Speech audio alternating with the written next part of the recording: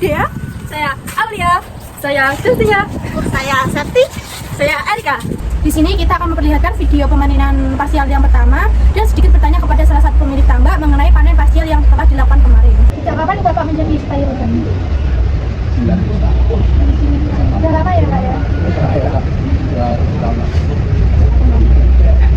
Untuk Waktu masih kami tanam ribu bagu lah. Nah, itu kan dari mana ini supir Rembang juga itu masih 6 tahun. untuk standar kualitas udang yang akan dijual itu apa aja Pak? Ya fresh mbak, yang fresh, yang masih kalau yang itu, yang kepala merah, terus ini ya kurang bagus lah. Pokoknya yang fresh. Masuk pabrik. Kalau yang seperti tadi supir yang kecil yang itu masuk pasar. Sebelumnya Bapak boleh perkenalkan diri dulu. Ya, nama saya Andi Musa, petani tambak di KP Fanami Desa Dirma. Sebelumnya mau yang saya tanyakan, Ya, tujuan atau faktor untuk melakukan panen parsial kemarin itu apa Pak? ya. Jadi gini, banyak faktor-faktor yang menjadi pertimbangan dari parsial atau penjarangan dalam kolam budidaya udang. Itu satu faktor cuaca, kemudian faktor kepadatan, kemudian faktor harga yang menjadi pertimbangan, kemudian faktor pertumbuhan. Artinya ketika kita lakukan penjarangan, berarti pertumbuhan itu kan bisa lebih cepat karena tingkat kepadatannya ini sudah kita kurangi. Artinya uang gerak dari udang itu bisa lebih luasa dan itu berpengaruh pada kecepatan udang ini untuk bertumbuh. Kemudian pertimbangan selanjutnya modal. Artinya parsial itu kan kita bisa mendapatkan modal lagi, yaitu untuk perputaran untuk operasional selanjutnya. Jadi apa ya, udang ini kan makhluk hidup, artinya kita tidak bisa menjadwal secara pasti karena berhubungan dengan lebih mendominasi itu faktor dari cuaca. Karena cuaca ekstrim, apalagi ini musim-musim bediding, kalau malam itu dingin, otomatis suhu dari air dalam petakan itu kan sangat rendah. Itu sangat berpengaruh terhadap nafsu makan. Ketika nafsu makan udang ini rendah, otomatis ADG atau laju pertumbuhan udang ini kan melambat. Jadi tidak bisa kalau kita budidaya udang ini ataupun yang berhubungan dengan makhluk itu kita tidak bisa merencanakan secara pasti. Makanya yang berhubungan dengan parsial itu ada standar ideal. Standar ideal itu ketika cuaca mendukung, akhirnya pertumbuhan dari udang ini bagus, itu perkiraan biasanya kita umur 67 sampai 70 hari itu sudah bisa size kepala 6.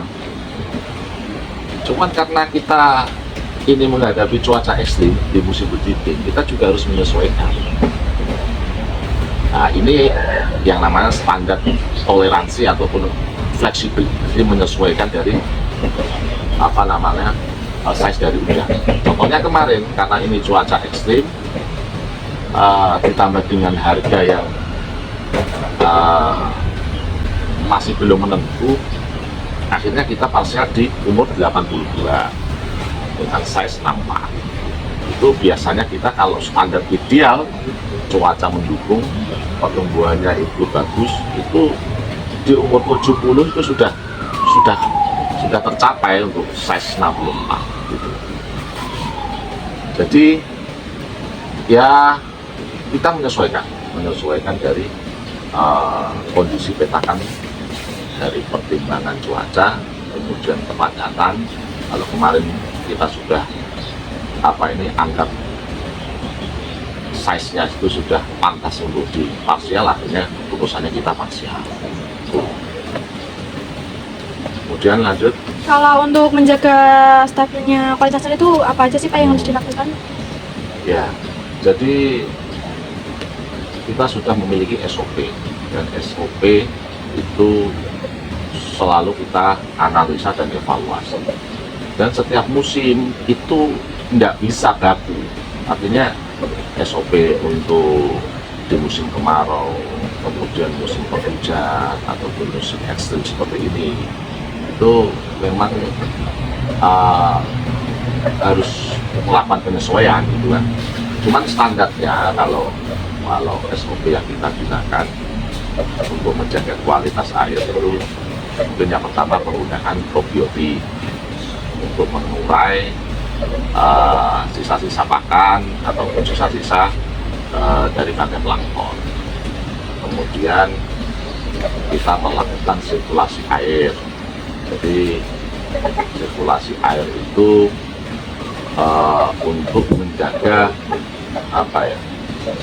kualitas air ini tetap terjaga, untuk mengurangi suspen ataupun sampah-sampah yang memang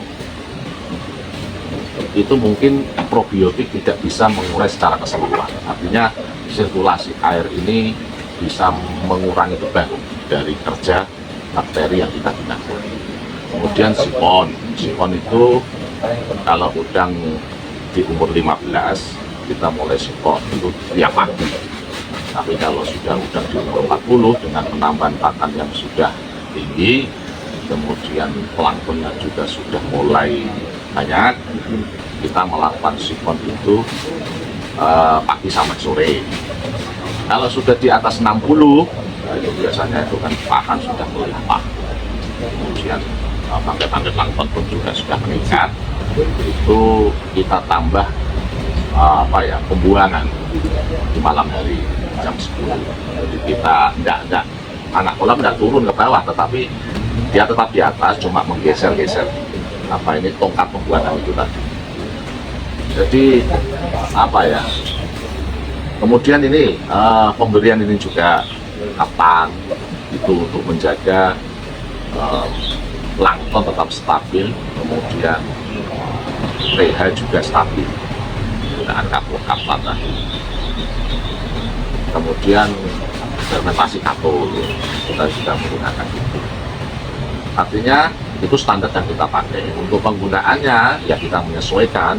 Ketika ada plankton drop, kita lebih banyak sirkulasi, kemudian probiotik kita tambah, seperti itu. Dan parsial pertama ini diambil berapa persen, Pak? Jadi kalau udang itu tidak ada hitungan yang pasti ya. Hitungan yang pasti.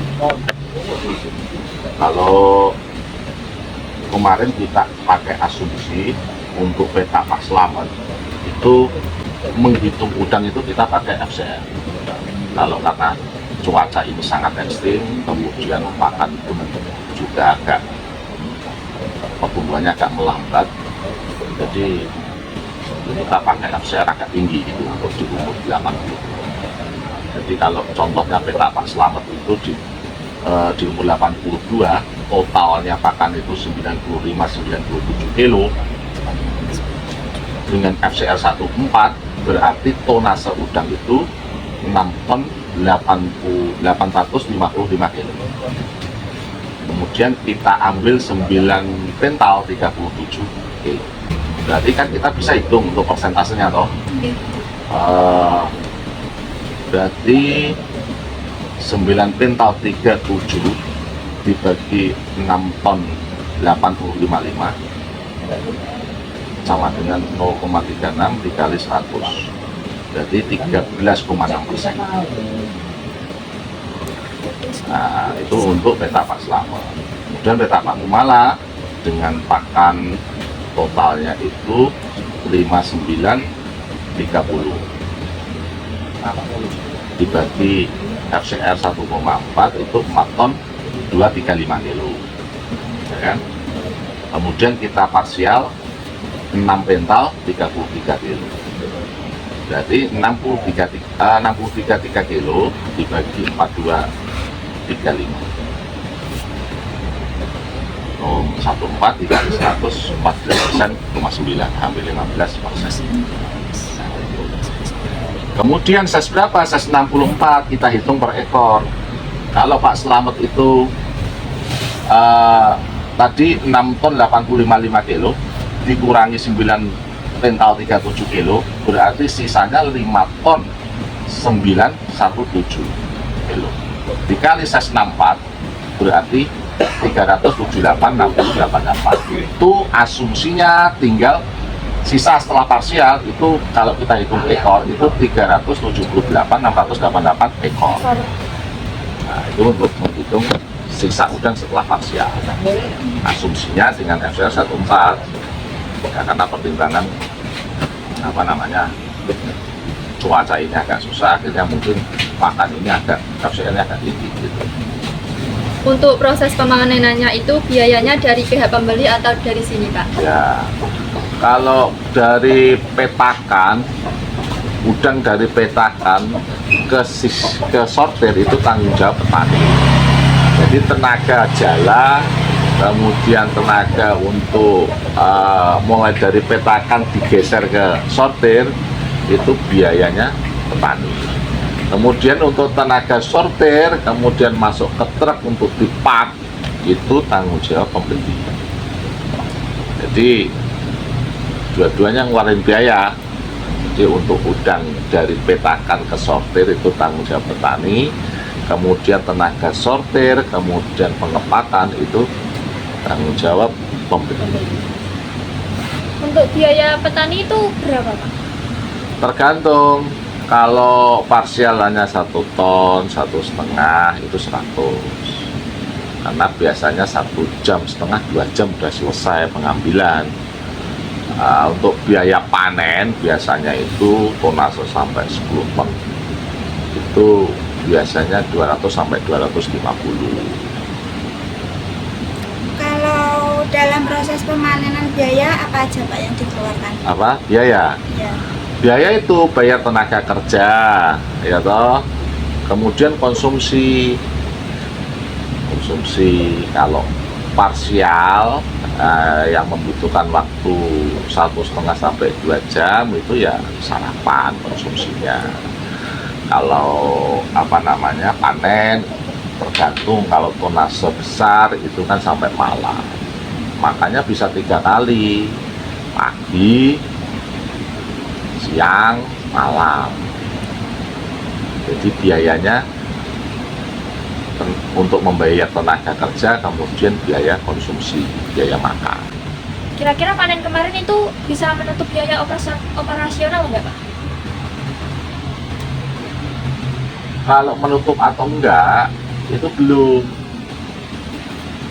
Karena parsial itu ya tadi baru 14-15% kan. Nah, itu bisa hanya belum kita hitung, artinya belum bisa dikatakan menutup atau enggak.